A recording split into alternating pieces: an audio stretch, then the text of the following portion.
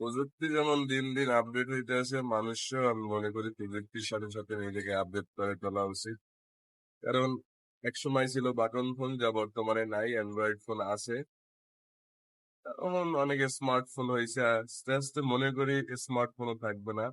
যেমন আগে ছিল টাকা, কাগজের টাকা।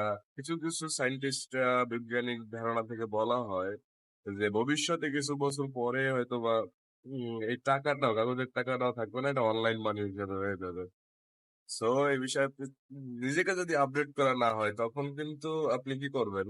আপনি টাকায় পড়ে থাকবেন, কিন্তু অনলাইন মানি, অনলাইন সিস্টেমটা আগাই যাবে। মানে আপনি আপনার জায়গায় পড়ে রইলেন, হ্যাঁ, দুনিয়া, পৃথিবী কিন্তু আগাই গেল পৃথিবীর মতো করে ডিজিটাল যুগে, এই পদ্ধতিতে। তো জ্ঞান অর্জন করতে হবে, ফার্স্ট অপশন। যে কোনো বিষয়, এনিথিং।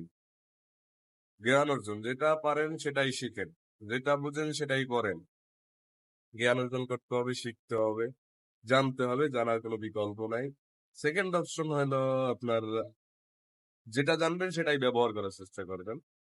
যেটা জানবেন সেটা যদি ব্যবহার করেন, আস্তে আস্তে প্রযুক্তির সাথে নিজেকে আপডেট করতে পারবেন, উন্নত যুগের সাথে নিজেকে অ্যাটাচড করে চলতে পারবেন। এটাই আমাদের কাম্য, এটাই আমাদের লক্ষ্য হওয়া উচিত। যার যত কি বলে, যার যত আশা থাকে, যার যত স্বপ্ন থাকে, যার স্বপ্ন যত বড় থাকে, তার শেখার আগ্রহ তত বেশি থাকে, তার অ্যাচিভমেন্ট তত বেশি থাকে।